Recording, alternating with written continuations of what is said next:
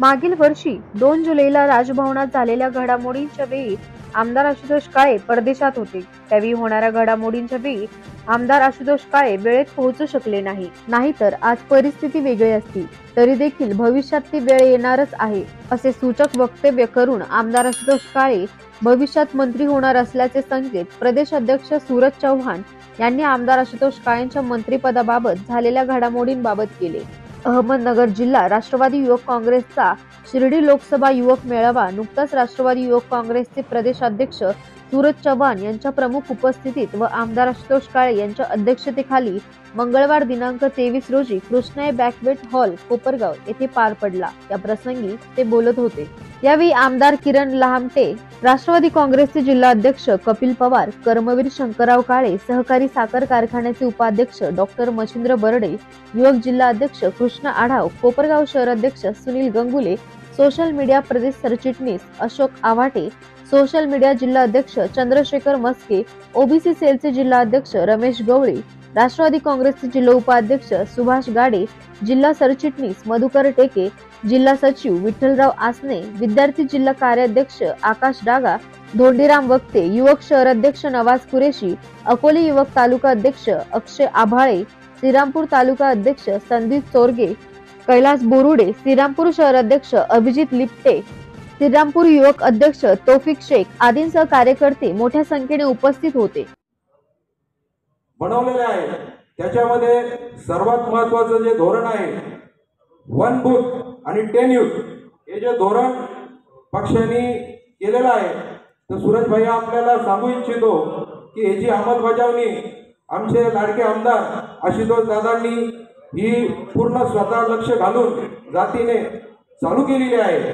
आणि त्याचं खरं म्हणजे सांगायचं की मी दादांनी जे नियोजन केलेलं आहे 1 बूथ 10 यूथ याचं नियोजन करताना दादांनी ती सुरुवात मी जिल्हा अध्यक्ष असल्या कारणाने माझ्याच घरी सुरुवात केली आणि ते धोरण राबवलेलं आहे. आपल्या पक्षाचं धोरण ठरलेलं आहे 1 बूथ 10 यूथ. त्याचप्रमाणे गाव तिथं शाखा आणि घर तिथं झेंडा असं हे आपले अनेक धोरणं आपल्यासाठी पक्षाने आखलेले आहेत. ते तळागाळापर्यंत घेऊन जाण्याची जबाबदारी आपल्याला आहे. आपल्याला जर येणाऱ्या काळामध्ये महाराष्ट्रामध्ये राष्ट्रवादी काँग्रेसची सत्ता आणायची असेल तर आपल्याला एक जीवाने एकजुटीने सगळ्यांना काम करावं लागेल. मी आपल्याला सांगू इच्छितो की हल्लीच्याच काळामध्ये म्हणजे अभिमानाची गोष्ट आहे सूरज भैया की बऱ्याच वर्षापासून जो प्रश्न आमचा प्रलंबित होता युवकांसाठी खरोखर त्याची गरज होती असा MIDCचा प्रश्न माननीय आशुतोष दादांनी स्वतः जातीने लक्ष घालून आणि 2019च्या इलेक्शनमध्ये जो शब्द दिला होता तो पूर्ण केलेला आहे. आत्ताच मागच्या 2 महिन्यापूर्वी कोपरगावसाठी स्वातंत्र्य अशी MIDC माननीय आशुतोष दादांनी अजितदादांच्या नेतृत्वाखाली इथं मंजूर करून आणलेली 600 एकराची ही MIDC कोपरगावच्या युवकांसाठी एक खरोखर मोठं माध्यम होईल, ज्या माध्यमातून युवकांना रोजगार उपलब्ध होईल. जे नवीन व्यवसाय करू इच्छिता अशा सर्वांना तिथे जागा उपलब्ध होईल आणि येणाऱ्या काळामध्ये आशुतोष दादांच्या माध्यमातून आम्ही युवकांसाठी रोजगार मेळावा सुद्धा इथं आयोजित करणार आहोत. जे धुळगाव म्हणून आमच्या गावाचं नाव होतं त्याच्या कायापालट करण्याचं काम हे आशुतोष दादांनी केलं. मागच्या 4 वर्षामध्ये जवळजवळ 2,900 म्हणजे 3,000 कोटीचं काम या कोपरगाव शहरामध्ये आशुतोष दादांच्या माध्यमातून झालेलं आहे आणि खरोखर ही एक गर्वाची बाब आमच्या सर्वांसाठी आहे. तसेच रोजगारांचा विचार म्हणजे आमचे आमदार हे स्वतः युवक असल्या कारणाने एक युवकांना काय अडचणी असतात हे सगळे अडचणी त्यांना तंतोतंत माहिती आहे आणि म्हणून येणाऱ्या काळामध्ये आशुतोष दादांच्या माध्यमातून जवळजवळ 60 ते 70 कोटीचे व्यापारी संकुल या कोपरगाव शहरामध्ये निर्माण केले जाणार आहे.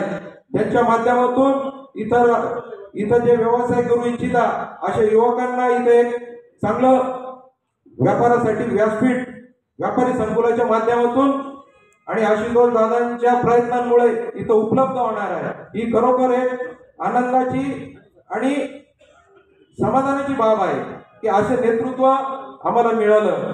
सूरज भैया आपण आपला आता पुढे मागे आम्हाला मार्गदर्शन करणार आहात। बरेच वक्ते इथं आहेत। मी फक्त एवढंच विनंती करतो की येणाऱ्या काळामध्ये ज्या काही निवडणुका असतील पक्ष आणि आपण ज्या पद्धतीने मार्गदर्शन कराल, आदेश द्याल, त्याप्रमाणे आम्ही सर्व एकजुटीने एक दिलाने काम करू। आणि आपणास गवाही देतो की नगर जिल्ह्यामधून जास्तीत जास्त राष्ट्रवादी काँग्रेसचे फार ग्रामपंचायत सदस्यापासून तर आमदारांपर्यंत जास्तीत जास्त इथून आपला पार्टीसाठी मदत आणि निवडून आणण्याचा संकल्प आम्ही या मेळाव्याच्या माध्यमातून नगर जिल्ह्याच्या वतीने मी आपणास करतो। आणि येणाऱ्या काळामध्ये आपणा सर्वांच्या साक्षीने सांगतो आणि सूरज दादाला विनंती करतो की 2024चं जे विधानसभेचं इलेक्शन आहे ते निश्चित आशुतोष दादा हे आमदार झाल्याशिवाय राहणार नाहीये। फक्त आपल्याकडून एवढीच विनंती आणि आपल्याला एवढंच जबाबदारी सांगतो की येणाऱ्या काळामध्ये ते आमदार झाल्यानंतर आम्हाला कॅबिनेट मंत्रीपद इथं द्यावं, या लाल दिवा आमच्या गावाला द्यावा एवढी विनंती करतो आणि माझं लांबलेलं भाषण थांबतो। कोणाचं नाव जर चुकीने राहिलं असेल तर त्याची दिलगिरी व्यक्त करू। पुन्हा एक किरण लांबते साहेब त्या दिवशी तिथे उपस्थित होते, मी सुद्धा उपस्थित होतो। दादा आपल्या पक्षाचे एक मंत्री शपथ घेऊन खाली येऊन बसत होते, त्यावेळेस मी पहिल्या लाईन मध्ये बसलो होतो। माझ्या बाजूला भारतीय जनता पार्टीचे एक ज्येष्ठ नेते जे आज मंत्रिमंडळामध्ये मंत्री आहेत ते बसले होते। ज्यावेळेस आपल्या शेवटच्या मंत्र्यांनी शपथ घेतली त्यावेळेस त्या मंत्र्यांनी एक वाक्य उद्गारलं आणि ते वाक्य ऐकल्याच्या नंतर माझ्या नेत्याचा अभिमान मला इतका वाटला की या राज्यामध्ये त्या नेत्याचे वाक्य होतं, या राज्यामध्ये सर्वसमावेशक मंत्रिमंडळ जर कोण बनवलं असेल तर ते अजितदादा पवार यांनी बनवलेलं आहे। या मंत्रिमंडळामध्ये सर्व समाज घटकाला न्याय द्यायचं काम जर कोणी केलं असेल तर ते अजितदादा पवार यांनी केलेलं आहे। आपल्या मंत्रिमंडळामध्ये आदिवासी समाजाला स्थान देण्यात आलं, ओबीसी समाजाला स्थान देण्यात आलं, मुस्लिम समाजाला स्थान देण्यात आलं, मागासवर्गीय समाजाला स्थान देण्यात आलं। दादा ज्यावेळेस शिंदे फडणवीस सरकार बनलं होतं त्या शिंदे फडणवीस सरकारमध्ये एकही महिला नव्हती आणि आपल्या मंत्रिमंडळामध्ये आदितीताई तटकरे या महिलेला संधी देऊन सुद्धा महिलेचा सन्मान करण्याचं जर काम कोणी केलं असेल तर ते अजितदादा पवार यांनी केलेलं आहे। कारण सर्वांना न्याय द्यायचं काम कोण करते तर अजितदादा करतायत। तरी सुद्धा जाणीवपूर्वक काही लोक आपल्यावरती टीका करतात। या लोकांनी विचारधारा सोडली। बरं टीका करणारे कोण? जितेंद्र आव्हाड, रोहित पवार हेच लोक टीका करतात। ऐकते तुम्ही? माझं कोपरगावमधून खुलं आव्हान आहे, मी महाराष्ट्रात ह्याच्या ठिकाणी अनेक वेळा आव्हान केलेले।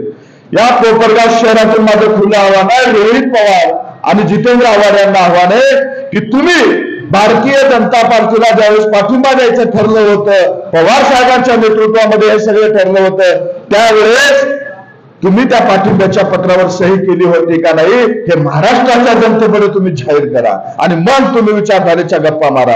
एकीकडे तुम्ही भारतीय जनता पार्टीला पाठिंबा द्यायच्या पत्रावरती सह्या करायच्या आणि दुसरीकडे म्हणायचं की या लोकांनी विचारधारा सोडली। रोहितदादा पवार यांनी तर पवार साहेबांकडे आपल्या तरुण आमदाराचं शिष्टमंडळ घेऊन गेले होते आणि काय सांगितलं की साहेब जर आमच्या मतदारसंघाची विकास कामं करायची असतील, जर आमच्या पडलेल्या कामावरचा स्टे उठवायचा असेल तर आपल्याला भारतीय जनता पार्टी सोबत जायचं। हा प्रस्ताव रोहितदादा पवार यांनी पवार साहेबांना दिला होता आणि आज रोहितदादा पवार आपल्यावरती टीका करतायत, दादांवरती टीका करतायत। अरे तुम्ही टीका करण्याच्या आधी थोडं तरी आरसा पाहायला पाहिजे होता आणि मग दादावरती टीका करायला पाहिजे होती। दुसरे नेते जितेंद्र आव्हाड, याच नगरभूमीमध्ये काल परवा एक राष्ट्रवादी काँग्रेस पक्षाचं शिबिर झालं। मागच्या शिबिराला मी होतो, आपण होता, तिथली बरीच मंडळी त्या ठिकाणी उपस्थित होती, तुम्ही असाल। आशुतोष दादांनीच त्याचं नियोजन पूर्णपणे सांभाळलं होतं। दादा, त्या शिबिरामध्ये आपण एक विचारांचा वारसा जपला होता. त्या शिबिरामधून पुढचे ध्येय धोरणं आपण ठरवली होती, पुढची दिशा ठरवली होती संघटना बांधणीची. आणि काल परवा जे शिबिर झालं त्या शिबिरामध्ये वक्तृत्व स्पर्धा लागली होती की अजित दादावर टीका कोण कशा पातळीवरती करेल. ती शिबिर नसून वक्तृत्व स्पर्धा झाली की काय असा प्रश्न माझ्यासारख्या माणसाला पडतोय. कारण जो तो उठत होता दादावरती टीका करत होता, जो तो उठायचा दादावरती टीका करायचा. मला आश्चर्य वाटतं. त्या शिबिरामध्ये एका नेत्याने काय बोलला, इथं बसलेल्या माझ्या बाजूंना माझी विनंती आहे, थोडासा बुद्धीला विचार करा. एका नेत्याने त्या ठिकाणी असा प्रश्न उपस्थित केला की प्रभू श्रीराम मांसाहार खायचे, प्रभू श्रीराम क्षत्रिय होते. माझा तुम्हाला प्रश्न आहे, त्या ठिकाणी कुणी विचारलं होतं त्यांना की प्रभू राम काय खायचे, प्रभू राम कुण्या धर्माचे होते. परंतु जाणीवपूर्वक या राज्यामध्ये अस्थिरता माजावी, सामाजिक द्वेष वाढावा म्हणून जाणीवपूर्वक अशा पद्धतीचे विधानं त्यांनी केलेली गेली होती. पुन्हा त्यांना माफी मागावी लागली. आणि दादा, कालचा तर आनंदाची गोष्ट कालची आहे की जितेंद्र आव्हाड सारख्या दानवाला सुद्धा काल रामाचं दर्शन घ्यावं लागलं. ह्याच्यापेक्षा अजून मोठं काय पाहिजे. ज्याने रामावर प्रश्नचिन्ह उपस्थित केला होता, ज्याने त्याच्या अस्तित्वावर प्रश्नचिन्ह उपस्थित केला होता, त्यांना सुद्धा काल जय श्रीराम म्हणायची वेळ याच भूमीमध्ये आलेली आहे.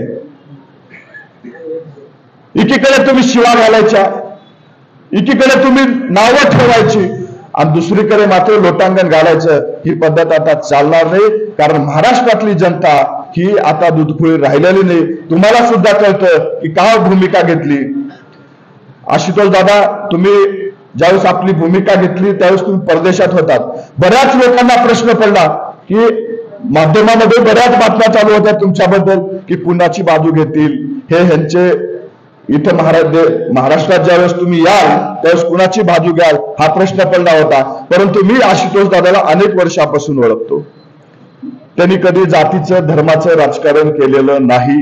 ज्यावेळेसही भेटतात ते मतदारसंघाच्या विकास कामाचं राजकारण करतात. आणि मला माहित आहे हा माणूस भविष्यात महाराष्ट्रामध्ये ज्या दिवशी येईल त्यावेळेस मात्र विकास कामाच्या बाजूनं जो कोणी निर्णय घेतलेला असेल, भविष्यात आपल्या मतदारसंघाचा फायदा ज्या बाजूने असेल त्या बाजूने जातील हा विश्वास मला होता. आणि दादा आल्यावर सुद्धा तीच भूमिका घेतली. आल्या आल्या त्याने अजित दादांना भेटले आणि माझा पाठिंबा हा तुम्हाला आहे अशा पद्धतीचं दाखवून दिलं. आणि आज मला विश्वास आहे, मी ज्यावेळेस कोपरगावला येत होतो त्यावेळेस बऱ्याच लोकांकडनं मी ऐकलं की या मतदारसंघात अनेक विकास कामं जी अनेक वर्षापासून रखडलेली कामं चालू आहेत. आज हे शहर सुद्धा एक वेगळ्या भक्तिभावाने प्रेरित झालेलं शहर दिसायला लागलं.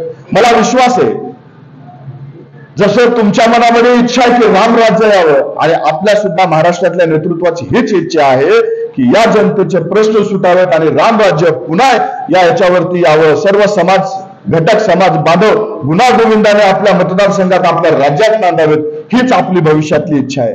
आणि भविष्यात तशाच पद्धतीचं काम सुद्धा आपल्याला करायचंय. दादा, दुसरी एक गोष्ट सांगतो. भविष्यात आता इथं कृष्णाला आम्ही जबाबदारी दिलेली आहे.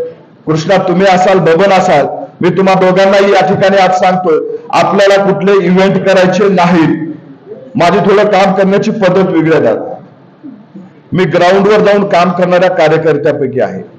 तुम्हाला एखादी जर मी काम सांगितलं तर ते काम पूर्णत्वाकडे झाल्याशिवाय मी तुम्हाला सोडत नसतो.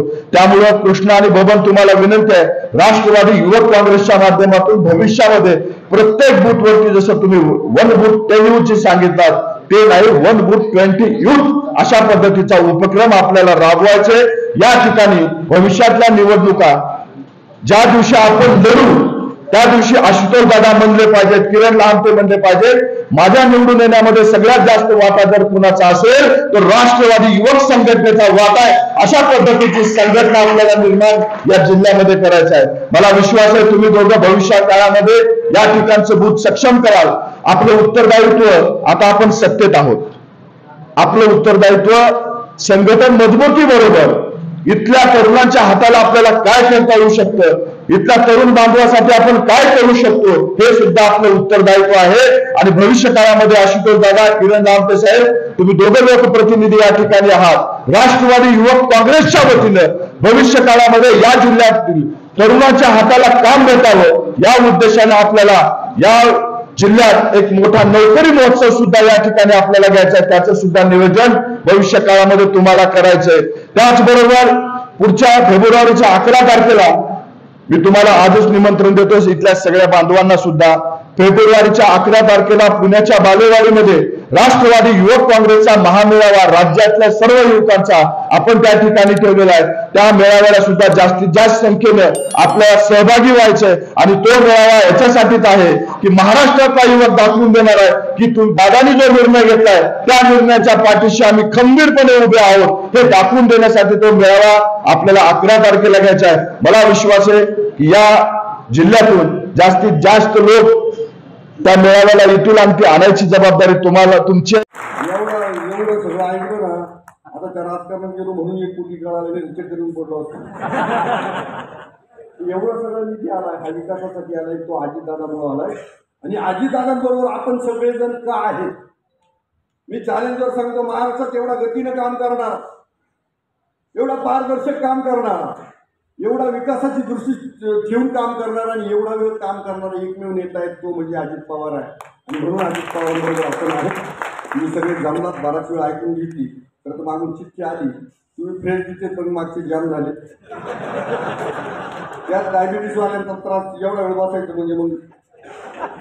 त्यामुळं मी माझ्या भाषणाला आवडतं घेतो. तुम्ही अजित पर्व संकल्प विजयाचा 2024 हा संकल्प घेऊन पुढे जायचं आहे. आपल्या सर्वांच्या माध्यमातून या महाराष्ट्र राज्याचे मुख्यमंत्री म्हणून आदरणीय अजितदादा यांना त्या ठिकाणी बसवण्यासाठी आपल्याला संकल्प या ठिकाणी करायचा आहे.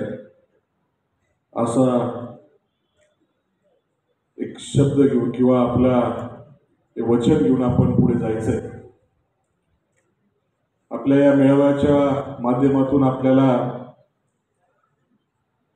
मार्गदर्शन करण्यासाठी सुरजित चव्हाण या ठिकाणी उपस्थित झाले. त्यांचं एक चांगल्या प्रकारचं मार्गदर्शन आपल्याला झाले. जी काही भूमिका अजितदादांनी आपल्या राज्यामध्ये घेतली, ती का घेतली, कशामुळे घेतली आणि आपण कशासाठी त्या ठिकाणी सत्तेमध्ये सामील झालो, ची पूर्ण कल्पना या ठिकाणी दिलेली. आणि उत्तरनगर मधले अकोला विधानसभा मतदारसंघाचे लोकप्रिय आमदार डॉक्टर लामटेजी यांनी देखील त्यांच्या मतदारसंघामध्ये जे काही कामं त्यांनी केलेली आहे ती कामं आदरणीय अजितदादांच्या माध्यमातून त्यांना करणं शक्य झालं, याची पूर्ण माहिती आपल्याला या निमित्ताने दिली. सांगायचं तात्पर्य एवढंच, 2019ची विधानसभेची निवडणूक झाली त्यावेळेस राष्ट्रवादी काँग्रेस पक्षाची आघाडी आपण करून ही निवडणुकीला सामोरे गेलो. भारतीय जनता पार्टी शिवसेनेची युती होती, त्यांनी त्या ठिकाणी निवडणूक एकत्रितपणे लढवली. त्यावेळेस आपल्या पक्षाचे अध्यक्ष आदरणीय पवारसाहेब यांच्या नेतृत्वाखाली, आदरणीय अजितदादांच्या नेतृत्वाखाली आपण आपले प्रदेश अध्यक्ष त्यावेळेसचे होते जयंत पाटील साहेब यांच्या नेतृत्वाखाली निवडणूक झाली. आणि ती निवडणूक त्या वेळेस आपण लढलो. निवडणुकीमध्ये पवार साहेबांनी असेल सर्वांनी प्रचार सभा घेतल्या. आपण सर्व राष्ट्रवादी काँग्रेस पक्षाचे पदाधिकाऱ्यांनी आपले आमदार त्या ठिकाणी निवडून आणण्यासाठी प्रयत्न केले. परंतु राज्यामध्ये काम करत असताना आमदारांना त्या ठिकाणी सहकार्य करण्याचं काम आपले नेते आदरणीय अजितदादांनी विविध योजनेच्या माध्यमातून जे काही निधी उपलब्ध जाण्यासाठी केलं, जे काही कामं आपल्याला होताना दिसत आहे ते आदरणीय अजितदादांच्या माध्यमातून झाले. आणि म्हणून भविष्यामध्ये जरी आपल्याला आपल्या मतदारसंघामध्ये काम करून घेण्यासाठी जर कोणी मदत करणार असेल तर ते एकमेव नेतृत्व आहे आदरणीय अजितदादा. आणि म्हणून त्यांनी जो काय निर्णय घेतलाय त्या निर्णयाच्या बरोबर आपण त्या ठिकाणी सामील झालो आणि आपल्या मतदारसंघातील कामं आपण पुढे घेऊन जाऊ शकतो. आणि म्हणून आपल्याला मी या ठिकाणी एकच विनंती करेन, जे काय आपल्याला आज रस्ते दिसत आहे, विजेचे प्रश्न सुटताना दिसत आहे, एमआयडीसीचा प्रश्न असेल, पाणी पुरवठ्याचे प्रश्न असतील, हे जे काही सुटलेलं आहे ते आपल्याला अजितदादांच्या माध्यमातून त्या ठिकाणी सोडवता आलेले आहे. आणि म्हणून अजितदादांचे हात बळकट करण्यासाठी आपल्याला भविष्य काळामध्ये अजून प्रयत्न करायचे. 2024 वर्ष चालू झालेलं आहे, हे निवडणुकीचं वर्ष आहे. लोकसभा, विधानसभा, जिल्हा परिषद, पंचायत समिती, नगर परिषदा या येणाऱ्या काळामध्ये होणार आहे. आणि म्हणून आपल्या पक्षाच्या माध्यमातून जो कोणी उमेदवार लोकसभा असेल, त्या आपल्या विधानसभा क्षेत्र असतील, आपण महायुतीमध्ये लढणार आहे. परंतु आपल्या पक्षाची कामगिरी त्या पद्धतीने त्या निवडणुकीमध्ये कशी असली पाहिजे, उद्याच्याला कुठला आपला घटक पक्ष म्हटला पाहिजे का राष्ट्रवादी काँग्रेस पक्षाची आपल्याला चांगल्या पद्धतीची मदत झाली, यासाठी आपण त्या ठिकाणी काम करण्याची गरज आहे. आणि म्हणून आपल्या सर्वांना तीच विनंती राहील का आपण या युवक मेळाव्यामधून तो संदेश घेऊन जाण्याचं काम करायचं. हा युवक मेळावा जरी आहे, पण या ठिकाणी काही ज्येष्ठ मंडळी देखील बसलेली आहेत. परंतु या ज्येष्ठ मंडळी आजही एका युवकाला लाजवेल असं काम त्या ठिकाणी करतात. आणि म्हणून त्यांचे देखील मी मनापासून या ठिकाणी आभार मानेन. आज आपण पाहतोय का भारत देश हा युवकांचा देश, तरुणांचा देश समजला जातो. सगळ्यात जास्त संख्या ही तरुणांची आहे. आपल्या देशामध्ये 51% लोक हे कार्यशील समजले जातात. जे काही कार्यशील लोक आहेत त्याच्यामध्ये बालक असतील, वृद्ध असतील, याची संख्या आता कमी आहे. आणि म्हणून युवकांची संख्या ही मोठ्या प्रमाणात आता सध्याच्या परिस्थितीमध्ये आहे. या युवकांना योग्य जर व्यासपीठ दिलं असेल तर हे राष्ट्रवादी काँग्रेस पक्षाने दिलेलं आहे. परंतु ही परिस्थिती कायम राहणार नाही. ही जी काय परिस्थिती युवकांच्या बाबतीमध्ये, युवकांच्या संख्येच्या बाबतीमध्ये भारत देशाची आहे,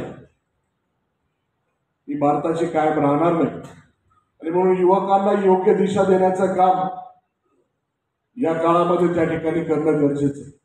आणि मला खात्री आहे, युवकांना जर योग्य दिशा देण्याचं काम या आजच्या परिस्थितीमध्ये झालं तर आपल्या देशाला परत एकदा सोने की चिडिया हे नाव रूपानं परत एकदा आल्याशिवाय राहणार नाही.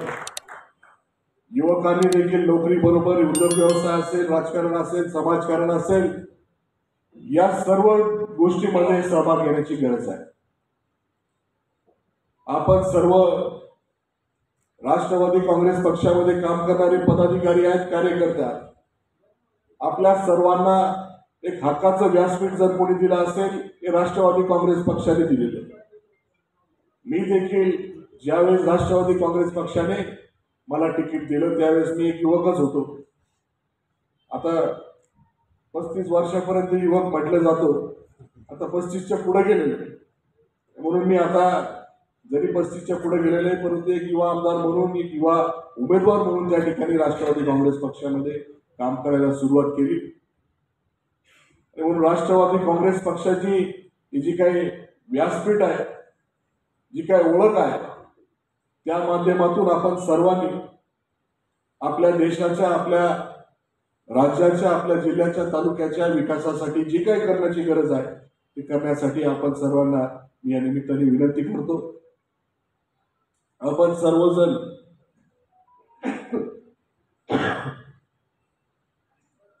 या युवक मेळाव्याच्या माध्यमातून आपल्याला लामटे साहेबांनी योग्य असं मार्गदर्शन केले का आपल्या बूथमध्ये आपण संघटनेची बांधणी करा.